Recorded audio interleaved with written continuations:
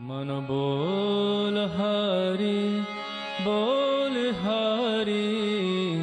हरि हरि बोल गोविंद माधव गोपाल बोल।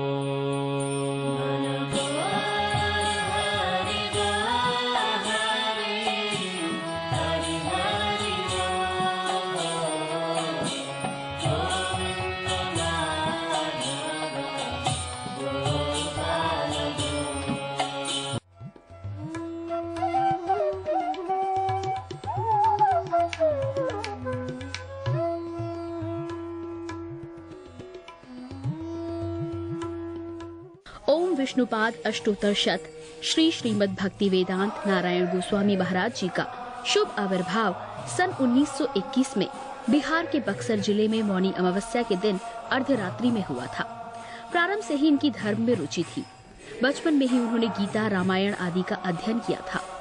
संसार से अत्यंत तीव्र वैराग्य होने के कारण 25 वर्ष की आयु में ही वे गृहस्थ जीवन त्याग कर मठ में निवास करने लगे।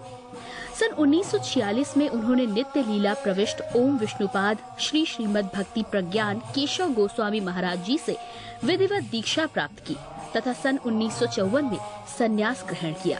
मथुरा में निवास करते हुए अपने गुरु की आज्ञा तथा कृपा से अनेक ग्रंथों का हिंदी भाषा में अनुवाद किया है। इनके प्रमुख ग्रंथ हैं श्रीमद् भगवद गीता, गीत गोविंद, जैव धर्म, वेणु गीत, भजन रहस्य, ब्रजमंडल परिक्रमा, श्री श्री वृहद भागवतामृतम। इन सभी ग्रंथों का English, Spanish, Dutch, French, German, Russian, Italian, Portuguese, Chinese आदि विश्व की अनेक भाषाओं में अनुवाद हो रहा है। लगभग पिछले 60 वर्षों से श्रील भक्ति वेदांत नारायण गोस्वामी जी महाराज ने भारत एवं विश्व के सभी प्रमुख देशों में शुद्ध भक्ति का प्रचार किया, अर्थात भक्ति योग की शिक्षा प्रदान की।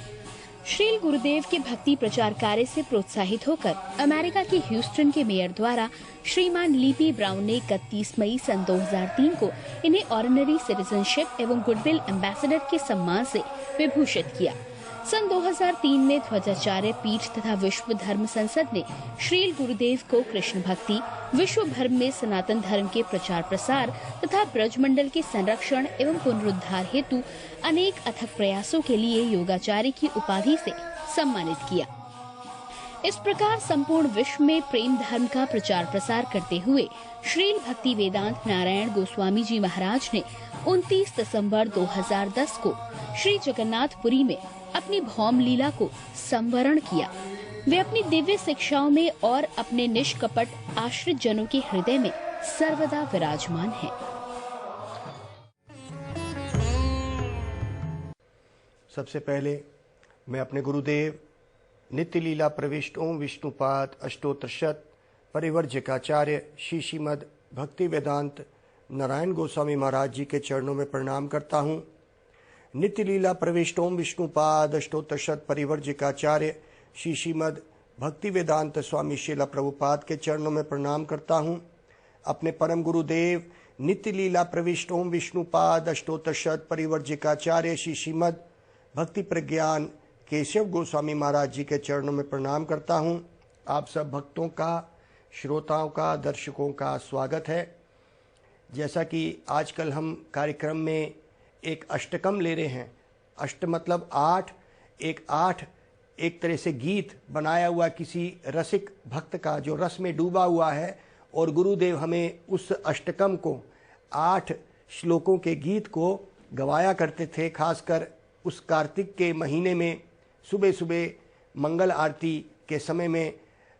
आइए फिर से हम उसी अष्टक को दोबारा दोहराएंगे और उसको किस तरह से गुरुदेव इसके बारे में बोलते थे हम कुछ चर्चा करेंगे।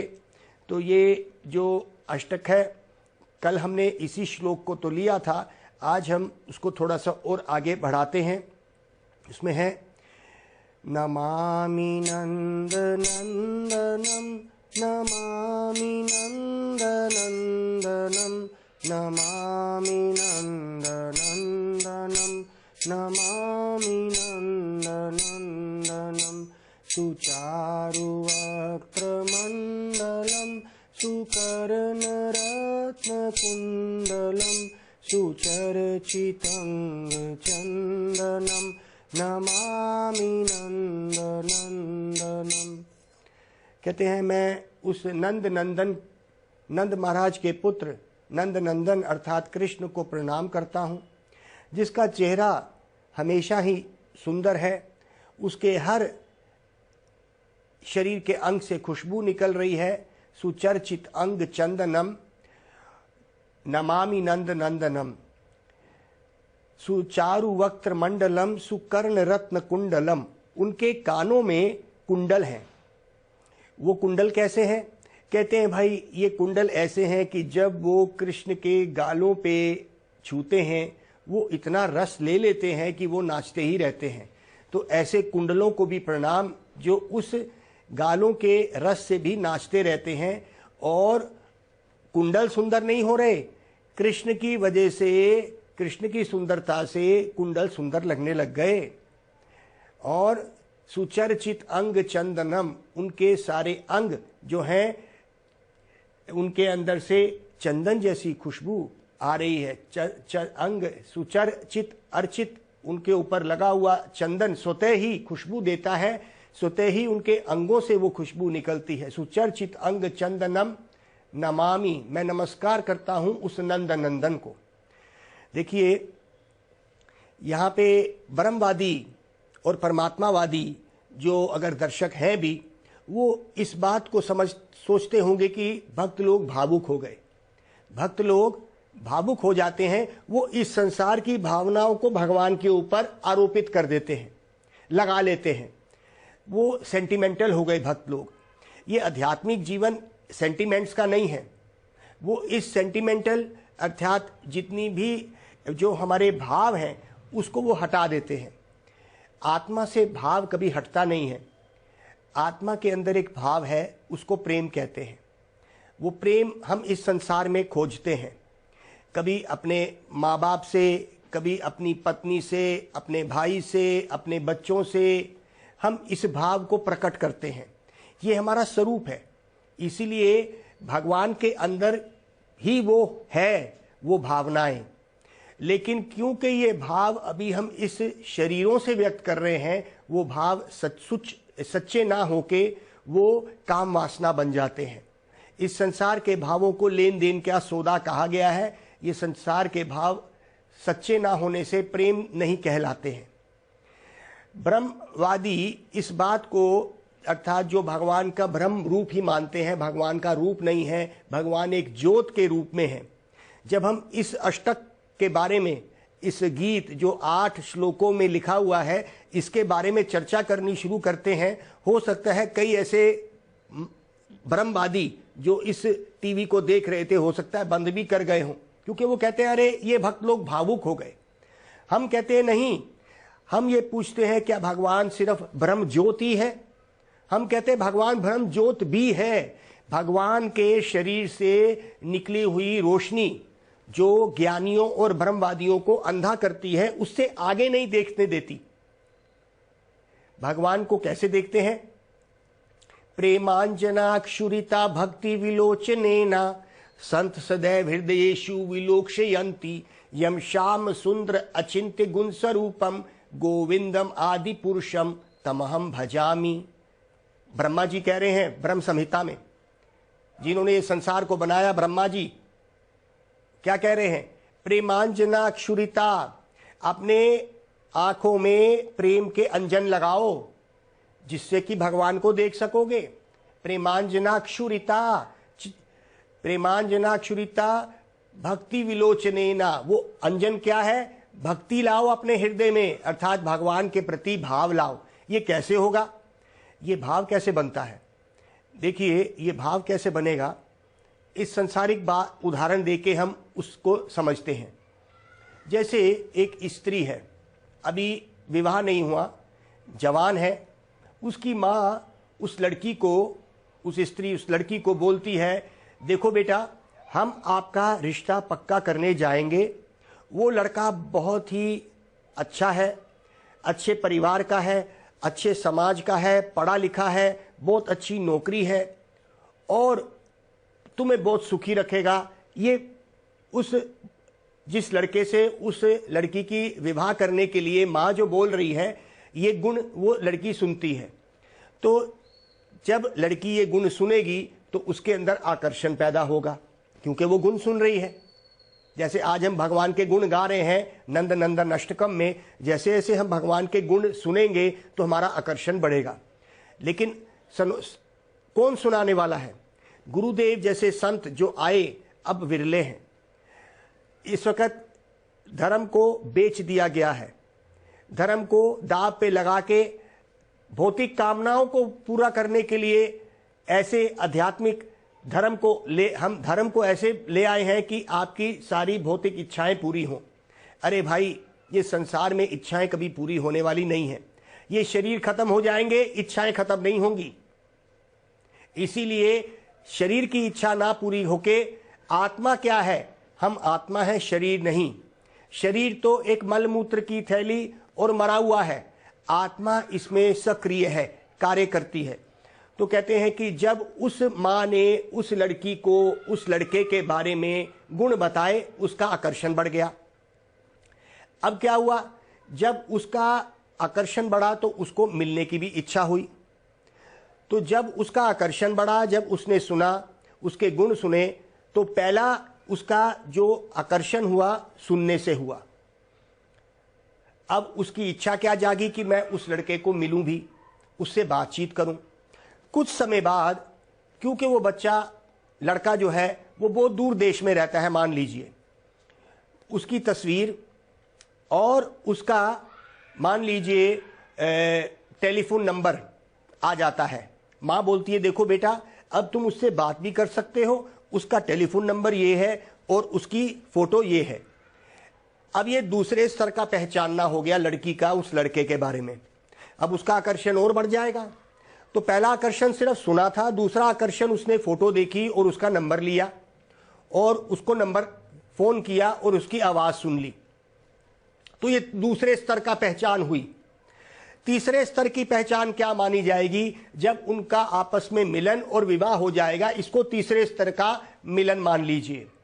यही है ब्रह्मवाद, परमात्मावाद और भगवान। क्या मतलब है? ये उदाहरण कैसे बना? मां ने अपनी बेटी को ये बताया, सिर्फ सुनाया, ये हो गया ब्रह्म ज्योत वाले लोग सिर्फ सोचते हैं भगवान ब्रह्म है, उसमें लीन हो जाना है। उसके बाद उससे कोई प्रेम संबंध नहीं, उससे कोई संबंध नहीं, उसमें मिल जाना है। यह हो गया पहला। दूसरे प्रकार का स्तर होता है कि भगवान है, वो हृदय में विराजमान है, उसका रूप है जिसको परमात्मा कहते हैं, जो योगी लोग वहां तक पहुंच सकते हैं। तो ये हो गया दूसरे स्तर का, जिसमें लड़के की फोटो, मोबाइल नंबर और टेलीफोन पे बातचीत। ये दूसरे स्तर का आपस का संबंध हो गया। और तीसरे स्तर का, जब उनका विवाह हुआ और सच में ही आपस में एक दूसरे को मिलना हुआ, ये हो गया तीसरे तरह का। अब एक बात बताइए, जो उस लड़की में उस लड़के के प्रति तीनों स्तरों में उसकी जो भावनाएं थी, क्या वो गलत थी? वो कोई कई रूप बना रही होगी लड़की, जब उसने सिर्फ गुण सुने, उसका आकर्षण तो था। इसी तरह से ब्रह्मवादी गलत नहीं है, लेकिन ब्रह्मवाद एक अपूर्ण ज्ञान है, अपूर्ण ज्ञान, incomplete knowledge of the absolute truth. वो ब्रह्म ज्ञान क्या है? वो उस परम सत्य का अधूरा ज्ञान। भगवान ने कहा ब्रह्मणो ही प्रतिष्ठाहम, भगवद गीता। वो ब्रह्म ज्योत की जो प्रतिष्ठा है, मेरे शरीर के ही रोशनी है वो। और जो ज्ञानी और ब्रह्मवादी होते हैं, उनको ये रोशनी अंधा कर देती है, वो मेरे स्वरूप तक नहीं पहुंच पाते। तो ब्रह्मा जी ने क्या कहा? उन्होंने कहा प्रेमांजनाक्षुरिता, अपने आंखों में प्रेम का अंजन वो लगाओ, काजल, और प्रेमांजनाक्षुरिता भक्ति विलोचनेना। और वो कैसे लगेगा? भक्ति से वो लगेगा। और क्या होगा? संत सदैव हृदयेषु, जो संत लोग हैं अपने हृदय में हमेशा उसका स्मरण और याद कर रहे हैं। हृदयेषु विलोकयन्ति, देख भी रहे हैं उसकी लीलाओं को। यम श्याम सुंदर अचिंत्य गुण स्वरूपम, वो जो श्याम सुंदर है उनके अचिंत्य गुण हैं। उनके गुण कैसे हैं? वो हमारी चिंता से दूर है, चिंतन से दूर है। तो कहते हैं कि वो जो संत लोग हैं वो अपने हृदय में इसको देख रहे हैं। देखिए, तो आज हम उन ब्रह्मवादियों को भी इस बात में लाना चाहते हैं कि ब्रह्म की प्रतिष्ठा किसके ऊपर है, अर्थात अगर वो रोशनी आ रही है तो रोशनी का जो पुंज है पीछे, उसका सोर्स वो कहाँ है। तो आइए उस ब्रह्म के आगे हम निकलेंगे, वो सोर्स, वो जो उसका मूल है, वहां तक पहुंचने की हम कोशिश करते हैं, क्योंकि भगवान का रूप है और ब्रह्मवादी कहते हैं भगवान का रूप नहीं है, परमात्मावादी कहते हैं भगवान सबके हृदय में है। लेकिन भगवान स्वयं अपनी लीला भी करते हैं, क्या ऐसा नहीं कर सकते? हम तो एक प्रश्न पूछते हैं, क्या भगवान ऐसा नहीं कर सकते? क्या तीनों रूपों में भगवान नहीं रह सकते? अगर वो नहीं रह सकते तो वो ब्रह्मवादियों के भगवान पूर्ण रूप से शक्तिमान नहीं है, उनके अंदर पूर्ण रूप से शक्ति नहीं है कि वो ऐसा नहीं कर सकते, वैसा नहीं कर सकते। तो भगवान सब कुछ कर सकते हैं। तो भगवान के रूप में गोलोक वृंदावन में वो नंद बाबा के पुत्र भी बन जाते हैं। क्यों नहीं कर सकते? अरे वो तो पूर्ण शक्तिमान है और उसकी शक्तियां हैं जो पूरे संसार को चला रही हैं, वो ऐसा नहीं कर सकते क्या? क्या वो नंद बाबा को अपना पिता नहीं बना सकते? कैसे नहीं बना सकते? हम ये पूछ रहे हैं, क्या वो यशोदा मां के रस्सी से बंध नहीं सकता? जिनसे गाय भैंसों को यशोदा मां करती थी, डराती थी, चराती थी, उसी से बांध दिया, क्या नहीं कर सकती? क्या भगवान नहीं ऐसा करवा सकते? क्या भगवान प्रेम में नहीं बंध सकते? भगवान के अंदर प्रेम नहीं है। ब्रह्मवादी और परमात्मावादी कहते हैं भगवान में प्रेम नहीं है, क्योंकि अगर प्रेम होगा तो ये संसार का जो प्रेम जिससे वो डरते हैं, क्योंकि संसार का प्रेम तो प्रेम है ही नहीं, लेकिन वो सोचते हैं कि क्योंकि हमने संसार में प्रेम करके देख लिया इसीलिए प्रेम होता ही नहीं है, तो भगवान में ऐसी कोई चीज है ही नहीं। ऐसा नहीं है। भगवान के साथ आत्मा का जो संबंध है, आत्मा और परमात्मा का एक संबंध जिसको प्रेम कहते हैं, परमात्मावादी कुछ स्तर तक वहां तक पहुंच जाते हैं। लेकिन क्या ऐसा हो सकता है कि भगवान को हम रस्सी से बांध भी दें? ऐसा हो सकता है? जब उनको भगवान के स्वरूप में, जब ब्रजवासी उनको कृष्ण रूप में ले आते हैं, वो नंद नंदन बन जाते हैं, तो कहते हैं कि जब वो सुंदर चेहरा आप देखेंगे तो उस चेहरे को देखने के लिए आपको प्रेम के आंख चाहिए। उस प्रेम की आंख के लिए आपको प्रेम से पुकारना पड़ेगा। वो प्रेम की पुकार, जैसे मैंने हर बार कहा, वो प्रेम की पुकार ये 16 शब्द का महामंत्र है, हरे कृष्णा। इसका क्या मतलब हुआ? कहते हैं हरे मतलब भगवान की शक्ति, हरा संबोधन के लिए हरे बोल दिया गया। जब हम संबोधन करते हैं हरे, तो हरा मतलब भगवान की शक्ति, और कृष्ण मतलब भगवान का नाम, और फिर दोबारा हरे, फिर भगवान की शक्ति को पुकारते हैं, हे प्रभु अपनी शक्ति लगा, हमारी को अपनी शक्ति से ओतप्रोत कर दे। अभी हम इस माया शक्ति के अधीन हैं, अब हम तेरी शक्ति के अनुगत्य में आके तेरे को पहचानना चाहते हैं। तो ये मंत्र, ये मतलब हुआ हरे कृष्ण। हम पुकारते हैं हाथ खड़े करके। क्या मतलब हुआ? कि हे प्रभु अब तू हमें अपनी शरण में ले ले। वो शरण कैसी है? वो शरण हो सकता है कि आपको भगवान का माता पिता बना दे, जैसे आपके भाव होंगे, जैसे यशोदा माँ ने कृष्ण को बांध दिया है। इसका क्या मतलब हुआ? तब यहाँ पे परमात्मावादी और ब्रह्मवादी जो बड़े ज्ञानी समझते हैं अपने आप को, वो ये कहेंगे अरे भगवान को कोई बांध सकता है? अगर हम भगवान को बांध देते हैं, मान लो कि यशोदा ने भगवान के हाथ पांव बांध दिए, तो ये बताइए भगवान के बाहर क्या है? फिर पूरा संसार चल कैसे रहा है? उसके तो हाथ पांव बंध गए। हम आपको एक बड़ा आसान सा उदाहरण देते हैं संसारिक।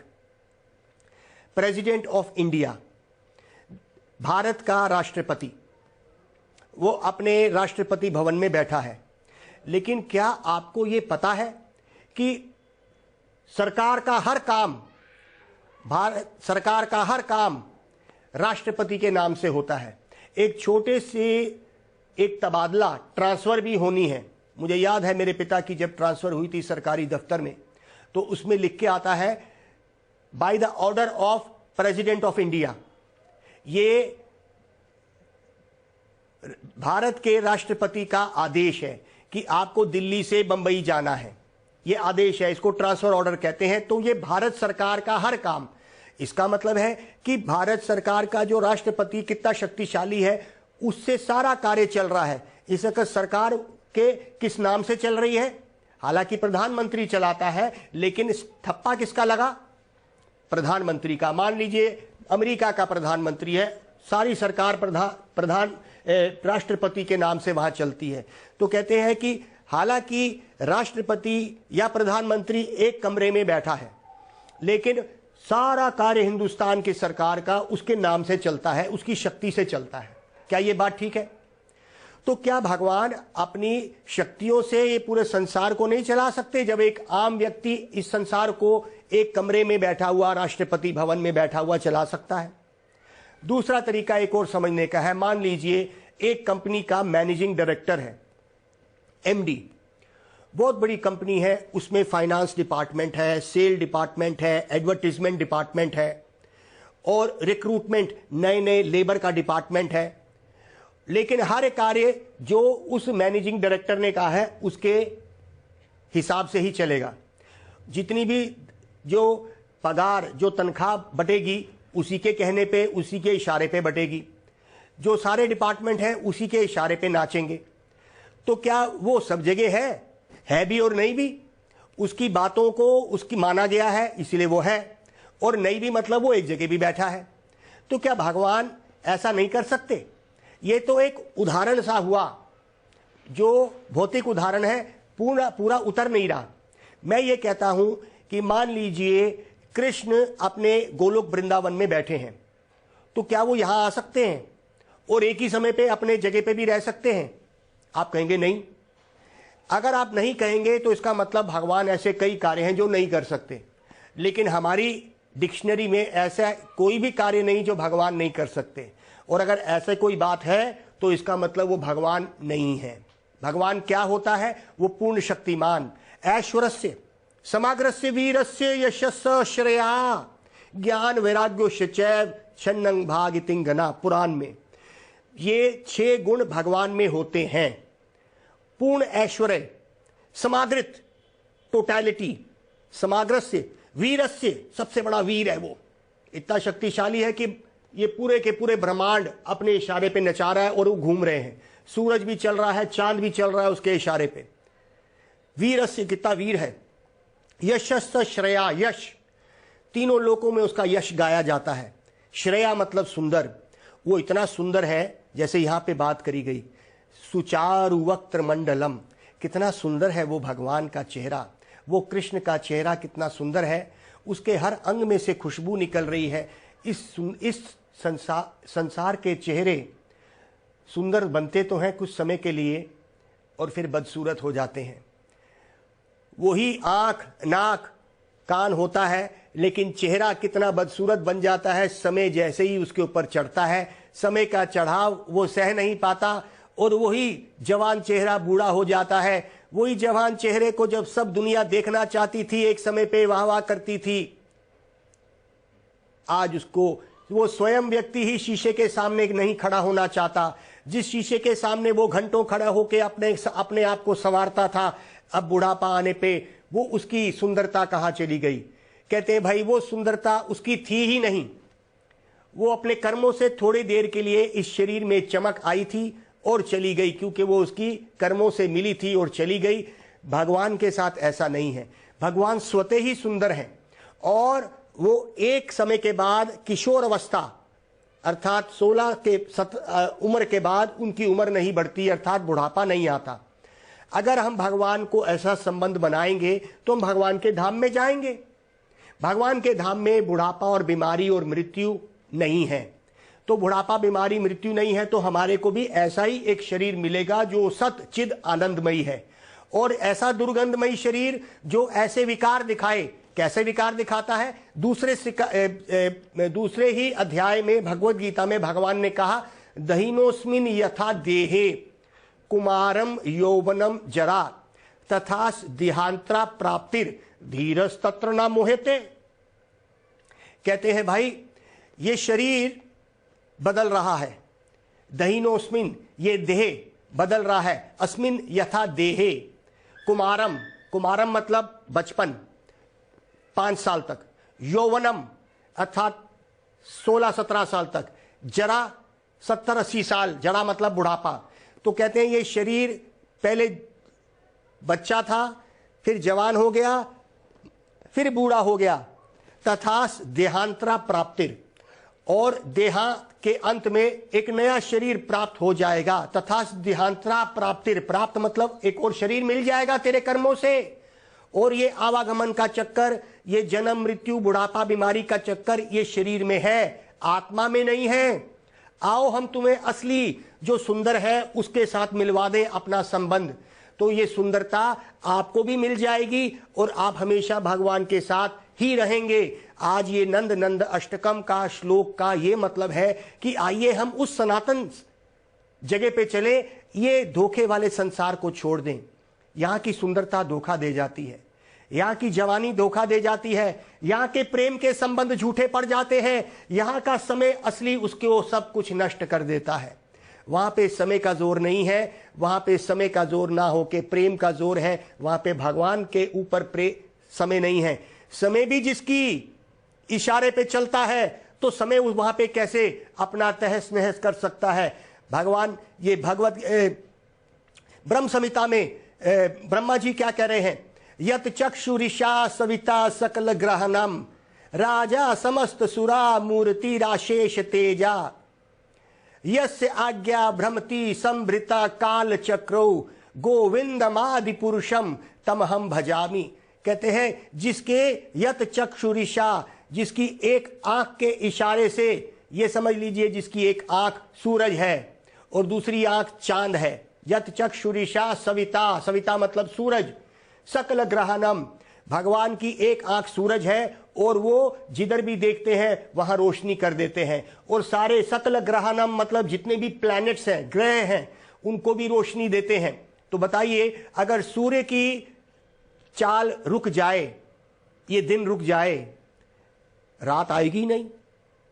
तो कहते हैं भगवान के इशारे पे ये सूरज चलता है, भगवान के ही इशारे पे ये रात आती है, तो भगवान के इशारे पे तो भगवान के धाम में ये चलेंगे ही नहीं, वो तो स्वतः ही सिद्ध है।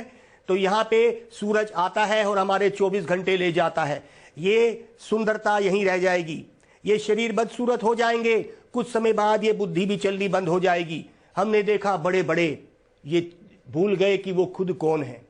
रोनाल्ड रीगन अमेरिका का राष्ट्रपति भूल गया मरने से पहले कि वो कौन है। अपनी पत्नी को पूछता है कि तू कौन है। नैन्सी रीगन, जो अमेरिका देश सबसे शक्तिशाली, उसका सबसे शक्तिशाली व्यक्ति रोनाल्ड रीगन, देश का राष्ट्रपति, और वो भी भूल गया। ये बुद्धि भगवान ने दी है भाई, भगवान के चरणों में अर्पित कर दो। आइए जल्दी से हम भगवान का नाम ले, समय नष्ट ना करें। हरे कृष्णा कृष्णा कृष्णा हरे हरे, हरे राम राम राम हरे हरे। गौर प्रेमानंदे हरि हरि बोल। मन बोल हरि बोल हरि हरि हरि बोल।